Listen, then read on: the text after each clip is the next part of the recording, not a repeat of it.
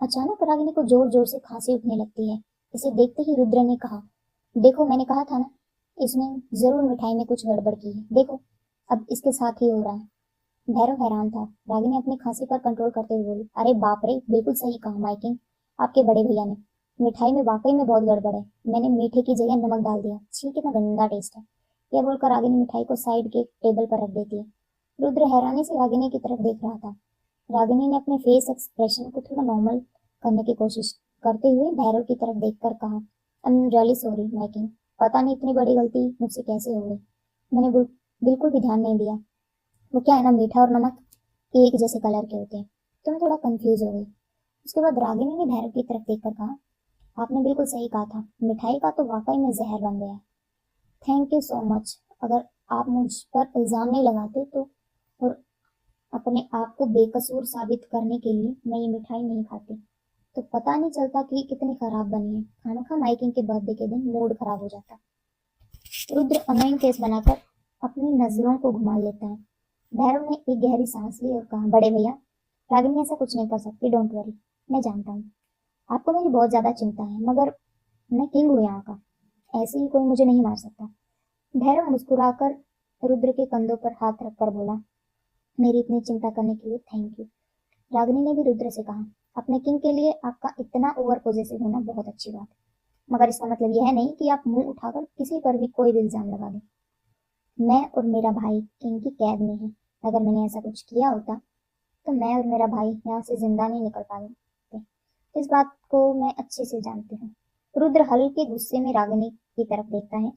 रागिनी को कोई फर्क नहीं पड़ रहा था उसके गुस्से भरी नजरों का। उसके बाद रागिनी ने भैरव की तरफ देखकर कहा, ओके माइकिंग, मैं काफी थक गई हूँ, आपके लिए कुकिंग करके मैं आराम करने जा रही हूँ। रागिनी चलकर आगे जाने लगती है। भैरव और रुद्र चुपचाप खड़े हुए थे। रागिनी दो कदम आगे बढ़ती है, तभी अचानक उसके कदम रुक जाते हैं। वो अपने आईब्रोज को हल्का सा सिकोड़ लेती है। उसे कुछ अजीब सा महसूस होता है, कुछ बहुत अजीब। रुद्र अपनी आईब्रोज को सिकोड़ कर रागिनी की तरफ देखता है, बड़ी ही सस्पिशियस नजरों से। तभी अचानक अपना हाथ उठाकर अपने माथे पर रख लेती है और अपनी पलकों को 3-4 बार झपकाती है, क्योंकि उसे सब धुंधला धुंधला सा नजर आ रहा था। वह कदम आगे बढ़ाने की कोशिश करती है, लेकिन उसका कदम लड़खड़ा जाता है।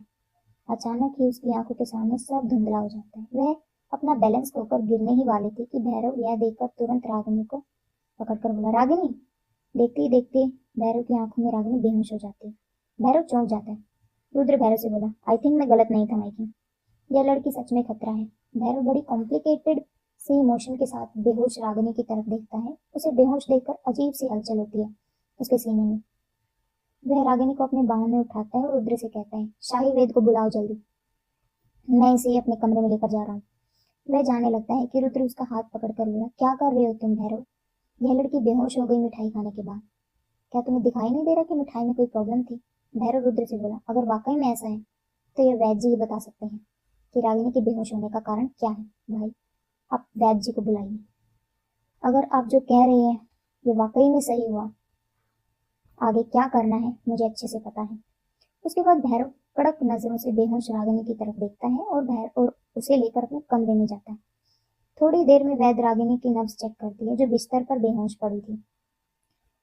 रुद्र और भैरव वहीं पर खड़े हुए थे। यह सब कुछ अपनी आंखों से देख रहे थे। रुद्र के एक्सप्रेशन काफी कड़क थे, वहीं भैरव की आंखों में थोड़ी चिंता भी नजर आ रही थी। थोड़ी देर में चेकअप के बाद शाही वैद्य खड़ा होता है और भैरव के पास आकर अपना सर झुकाकर कहता है, माइकिंग, इनके बेहोश होने की वजह कोई जहर नहीं है? यह सुनकर भैरव को राहत की सांस आई और रुद्र हैरान हो जाता है। जहर नहीं है मतलब? तो फिर ये लड़की बेहोश कैसे हुई? इस क्या कारण है? रुद्र के इस सवाल से तो भैरव भी कंफ्यूज ने वैद्य की तरफ देखकर बोला, हाँ, इसके अचानक बेहोश होने का क्या कारण है? वैद्य जी ने सर झुकाए हुए भैरव से कहा, माइकिंग, ये लड़की बेहोश हुई है क्योंकि प्रेग्नेंट है।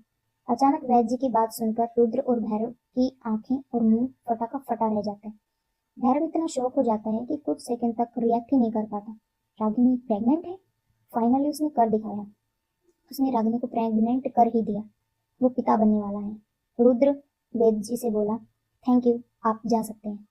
वैद्य जी ने हल्का सा सिर हिलाया, वहां से चला गया। रुद्र ने देखा कि भैरव अब तक शौक में खड़ा हुआ था। उसने भैरव के कंधे पर हाथ रखा और कहा, भैरव, कॉन्ग्रेचुलेशन, भैरव एकदम से होश में आया और उसने रुद्र की तरफ देखा जो हल्का सा मुस्कुराकर उसे देख रहा था। रुद्र ने कहा, तुम फाइनली पिता बनने वाले हो। अब तुम्हारी संतान और इस शैडोलैंड किंगडम का उत्तराधिकारी जल्द ही इस दुनिया में आने वाला है। भैरव ने महसूस किया कि पिता शब्द सुनकर उसका दिल इतना जोर जोर से उसके सीने से उछलने लगा। उसने रागिनी की तरफ देखा जो बिस्तर में बेहोश थी, लेटी हुई थी। भैरव रुद्र की तरफ देखकर बोला, बड़े भैया, क्या सच में मैं पिता बनने वाला हूँ? कहीं मैं कोई सपना तो नहीं देख रहा? रुद्र ने हल्का सा मुस्कुराया। नहीं, ये कोई सपना नहीं है भैरव, तुम सच में पिता बनने वाले हो। बधाई हो, तुम्हारे जन्मदिन पर तुम्हें बहुत अच्छा गिफ्ट दिया है मून गॉडेस ने। भैरव के रोंगटे से खड़े हो गए। रुद्र को जोर से गले से लगाया और उसकी आंखें हल्की से नम हो गई। मैं पिता बनने वाला हूँ, मैं पिता बनने वाला हूँ, सो हैप्पी। रुद्र भैरव की एक्साइटमेंट देखकर मुस्कुरा दिया, मगर जब रागिनी की तरफ देखता है तो उसके एक्सप्रेशन खराब हो जाते हैं। थोड़ी देर में रागिनी धीरे धीरे अपनी आंखें खोलती है।